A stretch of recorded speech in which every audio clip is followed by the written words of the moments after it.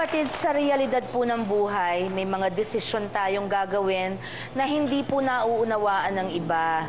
Nandito po at kasama natin ngayon si Dither Madrigal na breadwinner sa ina, nakababatang kapatid at anak sa lihim na trabaho bilang macho dancer. Pero bago po nito, ano ang mga dating trabaho ni Dither? By the way, this is for the first time na kumbaga po ngayon lang i-declare ni Dither ang kanyang trabaho dahil hindi po ito alam ng kanyang mga kaibigan at mga kakilala. So, I salute you for being very brave, Dither. Alam ko, medyo nakaka-nervyos to. Sigurado ka? Kaya mo nang lumabas? Okay. Dither, salamat. Huwag ka mag-alala. Lamig-lamig ni Dither. Oh.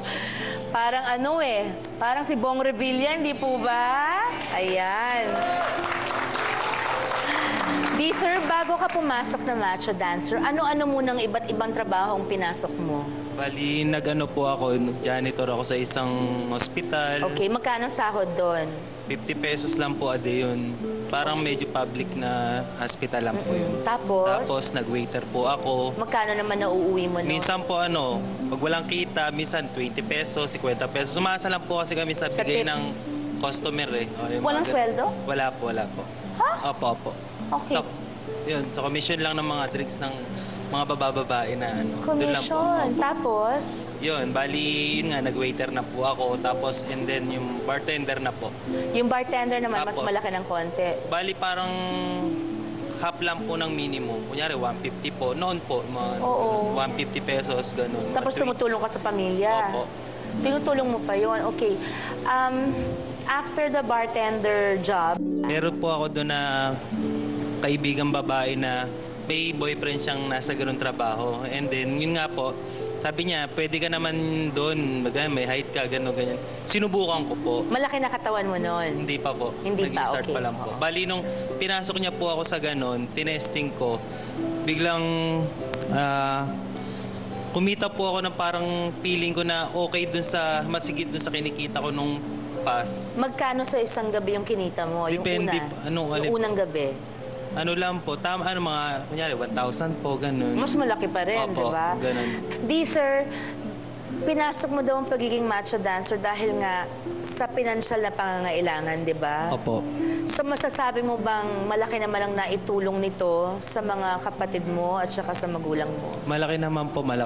Kasi po, maaga rin po ako, nung pagka-graduate ko ng, bali, high school, ganyan, kaagad ako. Yung nagkaroon po ako ng asawa. Agad? Pero nagkahiwalay na po kami.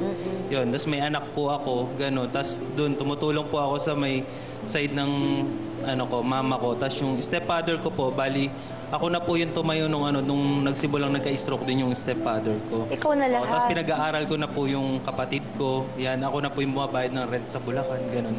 Inuupahan ko na po yun. Ilan taon na yung anak mo? Bali, nung May 8 po. Na siya, 5 years old. Boy or girl? Babae po. Babae. So, alam ba niya work mo? Hindi pa? Hindi po. Hinihintay mo pa? Hindi na po, siyempre. Hindi na Nag-iisip rin po ako na... Paglaki niya, kung i-explainin mo? Opo. Mahirap ngayon. Ayoko makialam sa desisyon mo. Nasa sa'yo yan. Opo.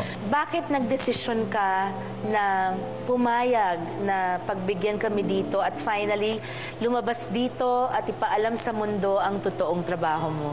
Bali po kasi kung ngayon, para malalaman nilang nasa ganito akong trabaho, siyempre, aminin ko, nakakahiya po. Pero at least, proud ako na ito yung ginagawa ko, na ito yung pinangbubuhay ko sa kanila na dahil sa ganun, nasusuportahan ko yung mga pangangailangan nila.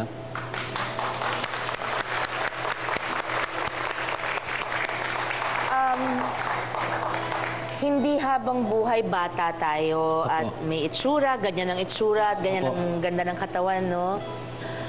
Ibig sabihin, hindi naman habang buhay tayong mabenta.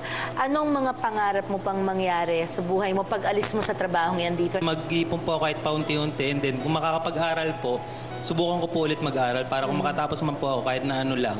Bali, alis na po ako sa ganyang trabaho at ayoko na rin po sa mga ganyang Nasubukan mo na ba, Dieter, na sa umaga maghanap din ng trabaho? Opo. May nagawa ka na. Meron po. Dati po ako sa may mall.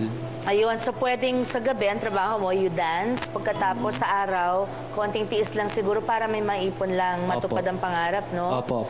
Nasa tiyaga lang yan. Opo. Tsaka dasal. Opo. Basta ako, Dieter, sa show namin, wala kami inuhusgahan.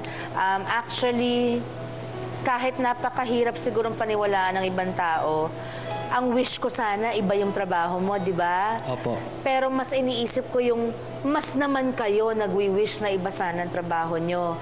So, ang masasabi ko lang siguro sa'yo ngayon na galing sa puso ko at alam ng Panginoon, humahanga ako sa'yo dahil sa dami ng natutulungan mo. Thank you po, ma'am. Kumbaga, sinalang mo ng sarili mo doon, di ba? Tapos, inamin mo pa ngayon. Salamat Opo. sa'yo, Dieter. Salamat. At sa matapang na paglabas mo, sana nga, gaya ng hinahangad mo para sa sarili, mabago mo na ang kapalaran at buhay mo. At matupad lahat ng pangarap mo. Idaan mo sa dasal yan, kaya yan. Thank you po, okay? ma'am. Palakpakan po natin si Dieter, mga kapatid. Sa atin kong pagbabalik, babae na pinasok ang trabahong lalaki para mataguyod ang pamilya. Kilalanin lang po natin dito lamang po sa Kasama Mo. Thank you.